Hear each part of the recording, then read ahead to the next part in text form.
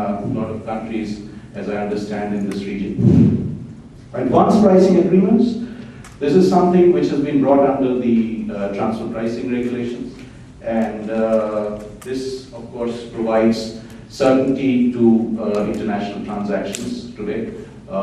We were expecting that to come for a while. There are salient features. This would be valid for up to a period of 5 years. The details are, of course, awaited, but one thing one must appreciate is transfer pricing today is the single largest tax providing area where the government is collecting most of the taxes, the litigations are galore, and this would provide a certainty and reduction of the litigation as we look forward in the going forward current scenario. Good things, dividend distribution tax. There was a cascading effect which has been removed by allowing intermediary companies to claim the tax that the underlying company has been paid on dividends. We have a dividend distribution tax, as we know, 16% odd, which the cascading effect throws out around 32%. That is gone with the current regulations coming in. Incentives, these are the kindness of the finance minister, as I spoke. There have been some incentives provided, quite a few. And these are the areas where the government is looking at investments in terms of loans. They have given a reduction in the withholding tax rates from 20 to 5%. Aircrafts, fertilizers, the infrastructure projects, then generation of power, construction of ships, and of course the housing projects. So these are broad areas in which one can borrow cheap, as Andy had been saying, and at a lower withholding cost.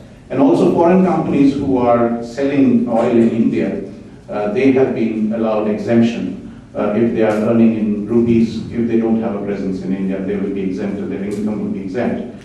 Certain other areas where the government is focusing on, and these are again extension of tax ops, biotechnology, manufacturing, you get 200% deduction on your payments, on power, on agriculture, manufacturing. Honorable High Commissioner spoke of the national manufacturing policy which is in place, and there will be tax ops given on that. And of course you have the other areas in cold chain and food supplies, etc. So there have been tax breaks provided to these sectors. There's one more change, which again, this is a part of the national manufacturing policy, that the small and medium enterprise in India today, they have been given impetus that if you are looking at exempting your transactions from capital gains on sale of house property, etc. If you invest in the shares of the small and medium enterprise, then you will get a break in your tax. So that's applicable for Indians and Hindu undivided families. Again, a part of the national manufacturing policy. Indirect tax, just quickly covering up. There have been other provisions, but indirect tax, as you all know, we are looking at the GST going forward, the goods and services tax, the uniform goods and services tax, and it's going to come. It's a matter of time. The GST rates have to be harmonized, and while the customs duty rates have remained stagnant at 10%, there's no change. The service tax and the excise tax rates, the manufacturing tax and the service tax rates, would have to be harmonized at a certain percentage. And that's the 12% that you will see, that both on manufacturing as well as on services, there's been an increase and it's getting unified at 12%. So that paves the way for the GST to come in the future, provided the states agree in terms of the subsuming of the taxes that Andy mentioned sometimes. This, just quickly, what does it mean for investments into Singapore and investments from Singapore into India?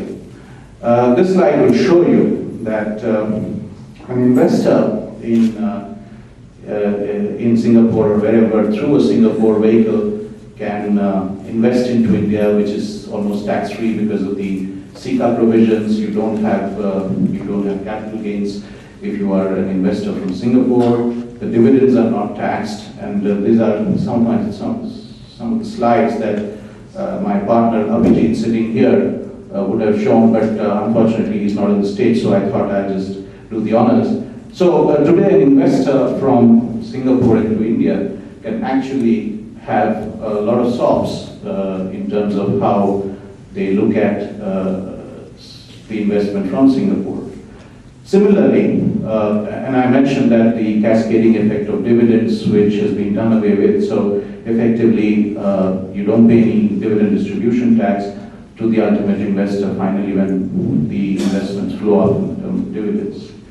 Similarly, if you're looking at Singapore as an investment, as a gateway from India, there have been tax breaks provided that if you are earning dividends back into India by an Indian holding company, you are taxed at a lower rate of 15% and not at the 30% rate, and that has been increased by 1 more year till the new tax code comes in. So there have been, and I'm using Singapore as an investment, as we know, that investment jurisdiction, as we know, Mauritius has been the most favored jurisdiction for India in terms of investments.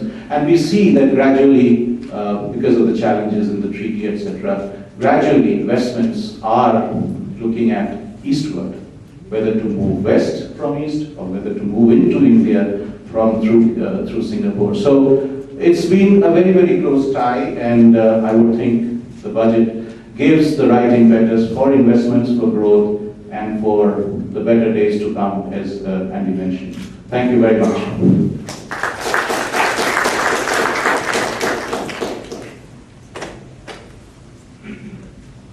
Thank you, Mr. Chaudhary.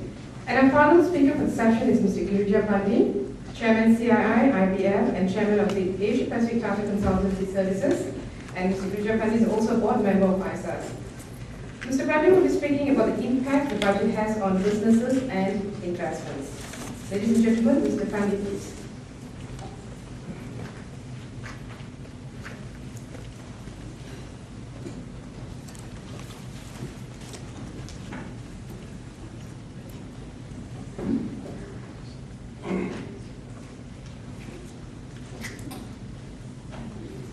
Your Excellency, ladies and gentlemen, we've had two very interesting presentations before us from a journalist, economist, the other one is from a tax consultant. I represent the industry which bears the burden of taxation or the benefits sometimes and create value for the investor quarter on quarter. So let me give you the industry point of view of how we see the budget. So I'll try to avoid what we've already spoken about. So and I'll focus on how it impacts us. I mean, there is clearly a background to this budget, and I can understand that it's difficult to just look at the budget itself. So we look at that, there are some macro issues. And then, of course, what are the sectoral issues? Different sectors of the economy, of the industry, how are they impacted? I think we'll talk about that. And especially areas of direct taxation which impacts industry substantially in some areas. So I'll just touch on these four. The background is clearly talked about. This is a budget which has the manufacturing policy behind it on the corporate side. It has looked at the DTC which is going to come in. It is obviously anticipating GST to happen. The harmonization of all the three are being attempted in this budget. We also understand that there are political compulsions in consensus building in India. So many of these issues are, I think, have happened. So DTC, clearly the consensus has been reached, whereas in some areas consensus has not yet been reached. So I think given the way our static is, the budget has reflected that. So I don't think we are surprised in the industry on some of those issues that have happened. But I mean, given the general background to this, I think if I was looking at it from the industry point of view, we are clearly worried about 2 or 3 things. And we certainly think that a few things have been added and a few things for the good. 2 things that worry industry, I mean, as a general issue. One is that there is no the growth impetus which industry looks for. Because we are constantly pro-growth.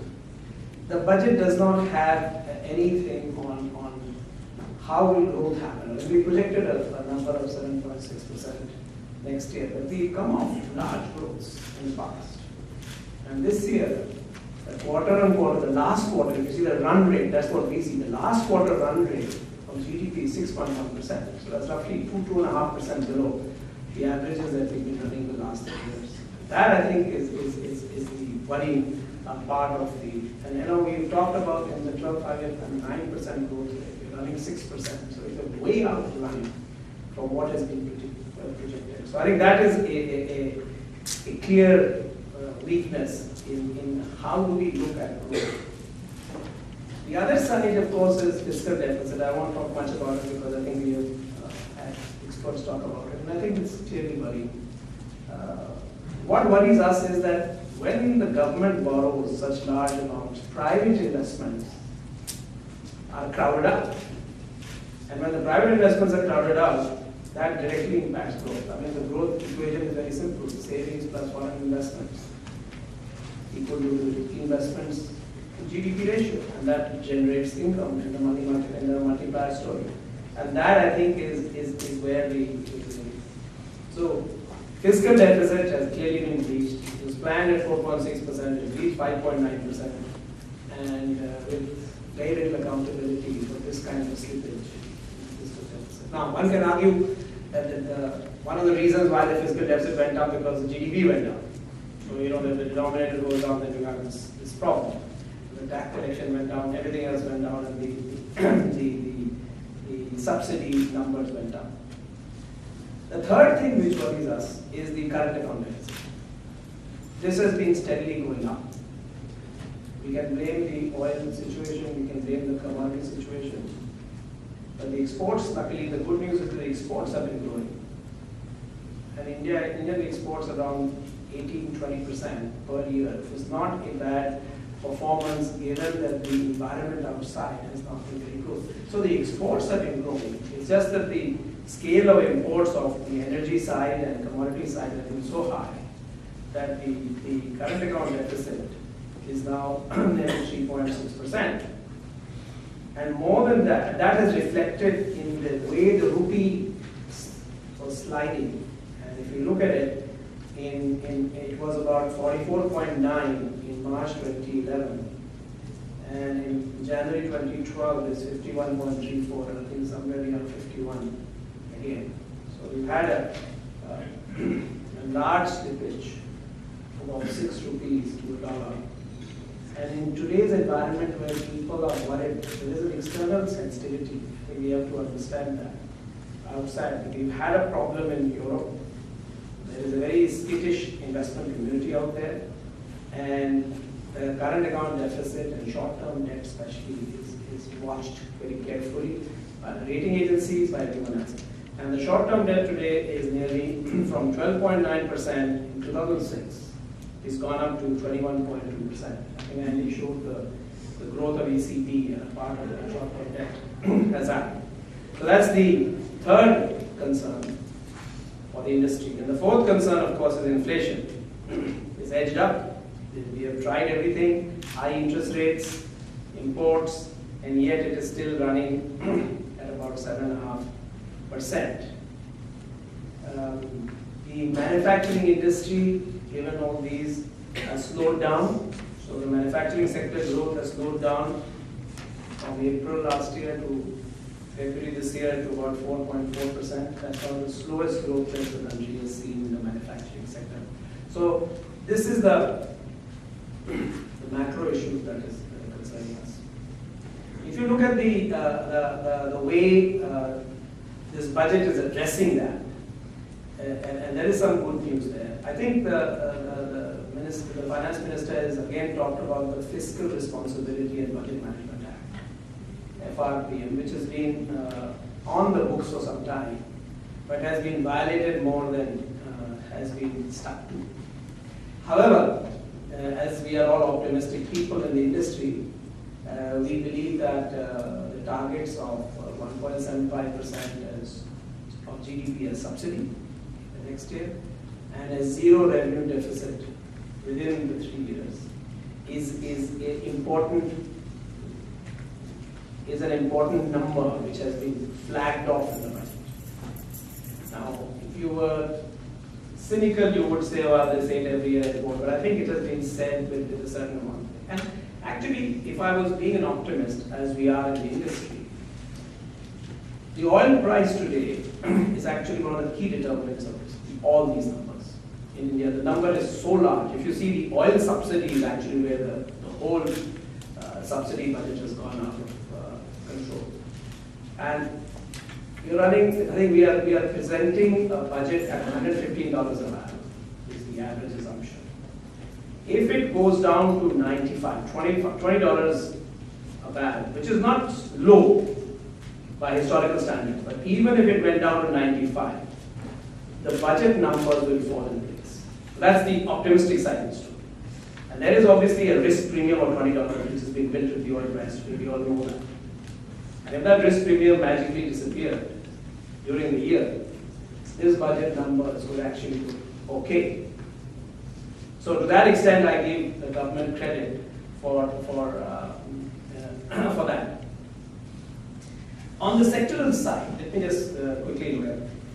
On the agro-industry side, clearly there have been benefits given to accelerated irrigation benefits program and water resource finance companies being instituted, and this will be a big thrust. Already agriculture did well this year, and this is as you know, bulk of our population is in agriculture. So this is a similarly, cold storage, incentivizing cold storage, warehouse capacity to be increased, and the whole logistics chain is being addressed in this budget. The investment-linked deduction of capital expenditure at a rate of 150% is extended to these cold chain facilities. A lot of Indian grain and vegetables and food is wasted, as we know. 1/3 is wasted. So cold chain facilities, warehouse for food grade and sugar, fertilizer and beekeeping has been increased. Viability gap funding, which is the funding which is required when you really can't make a viable proposition of infrastructure, has been extended to irrigation. Because irrigation for a long time has suffered from any investment. Terminal markets, these are the agri markets, the infrastructure of agricultural markets, soil testing laboratories, capital investment fertilizers. So I think there is quite a big push of giving these incentives to agro industries. And some of the custom duty measures have been taken off for agri machinery, horticulture, floriculture, fertilizer farming. And a national mission on food processing has been announced. And so this is I wish they had also exempted the excise duty on the food mission, but anyway, that's the agricultural thrust.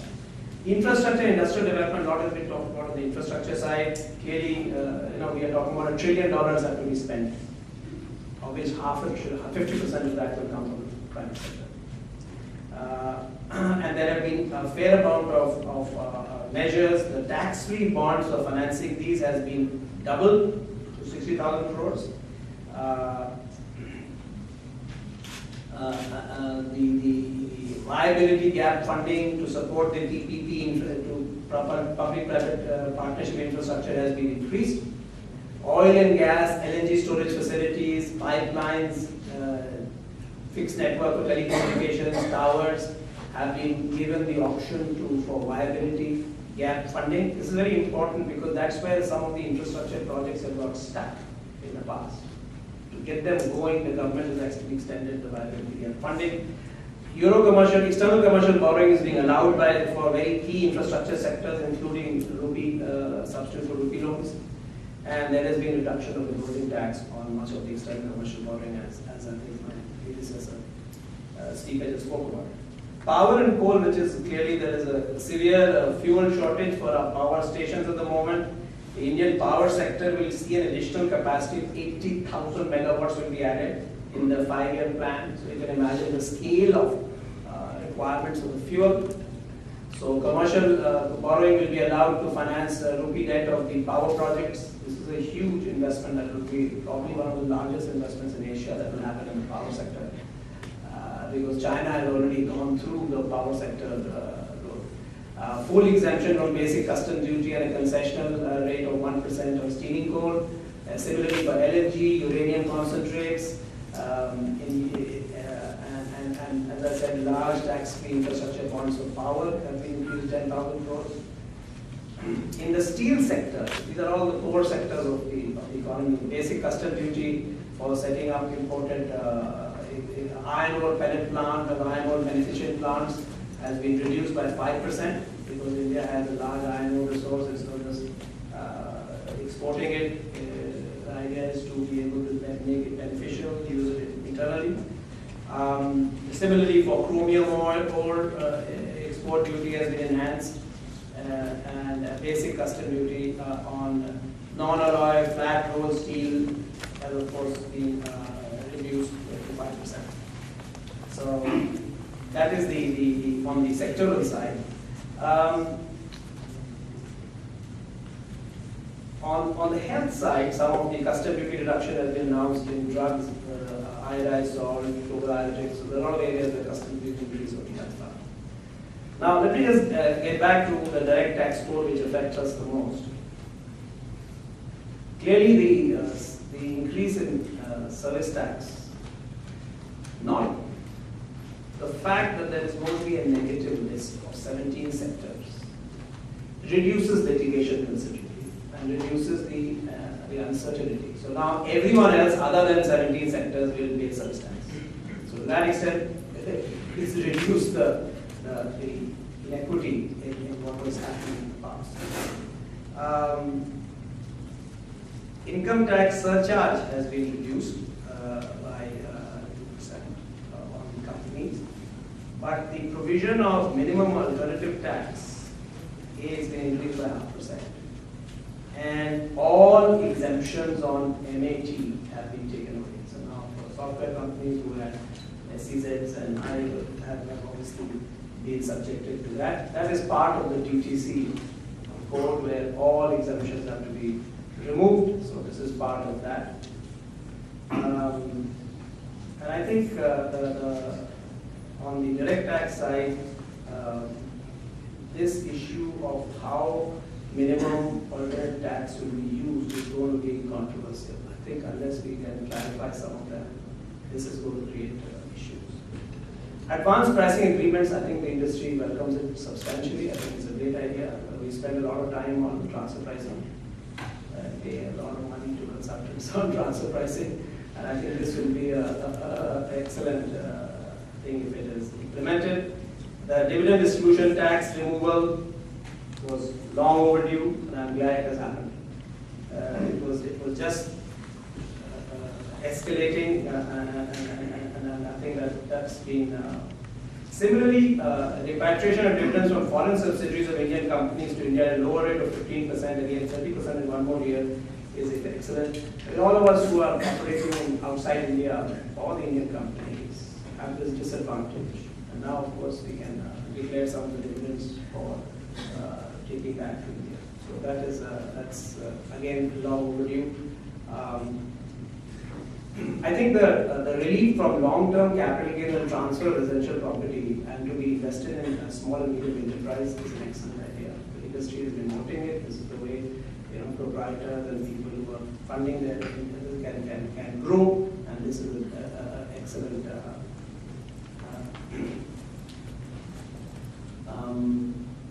Similarly, the issue of tax residency certificate, that's what I just talked about by Indranil.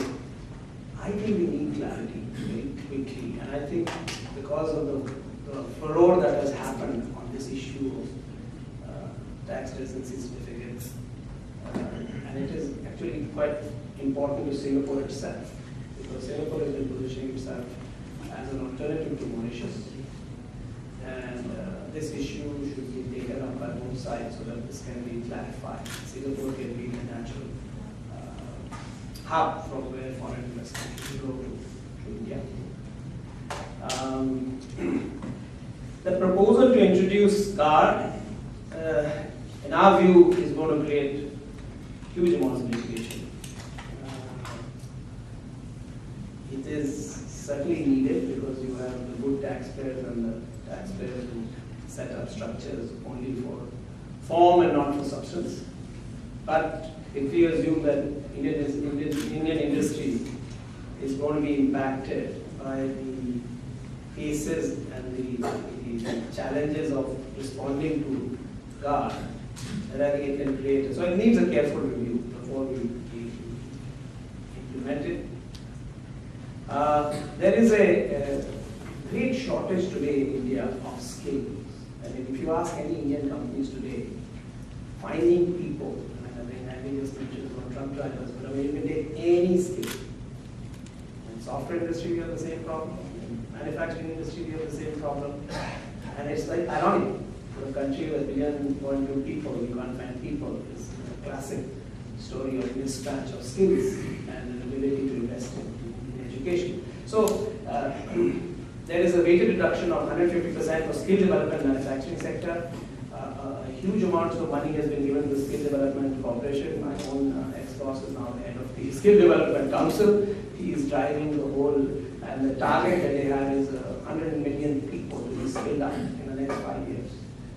That is the scale of the skill development challenge. So I'm glad that this has been looked at very carefully in the budget. That is a very, very good feature of the budget. I know it's hidden in the fine print, but for industry, it is critical. I mean, labor, capital, all these are important issues of that.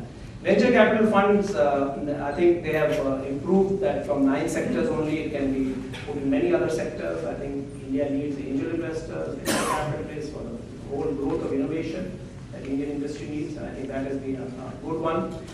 In-house research, R&D budgets are 200%, weighted reduction has been increased for another 5 years, and that is excellent. Again, we are looking at innovation. Indian manufacturing has to be, if it has to stand up to Chinese competition, innovation in manufacturing, especially in high-end manufacturing, is going to be critical.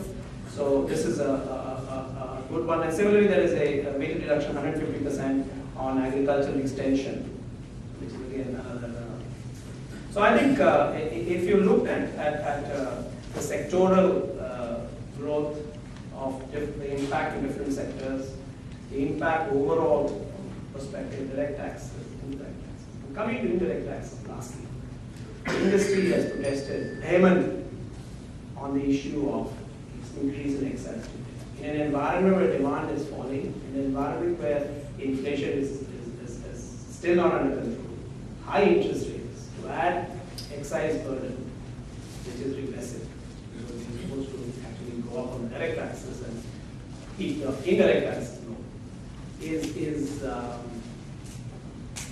not the best time. However, we understand the compulsions of revenue, we understand the compulsion of but our view is that you could have a drop in demand, in which case the increased excise duty will probably not serve the purpose. But that is from our side. So I think we will stop here, and I believe that we have Q&A after this, so we'll take up some of the questions then. Thank you very much.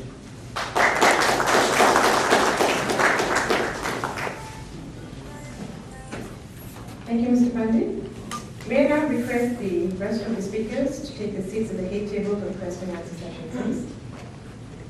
The speakers will be joined by Dr. Amitendra Pandit, Head of Partnerships and Programs, and visiting Senior Research Fellow at ISA, and Dr. Khalid will moderate the session.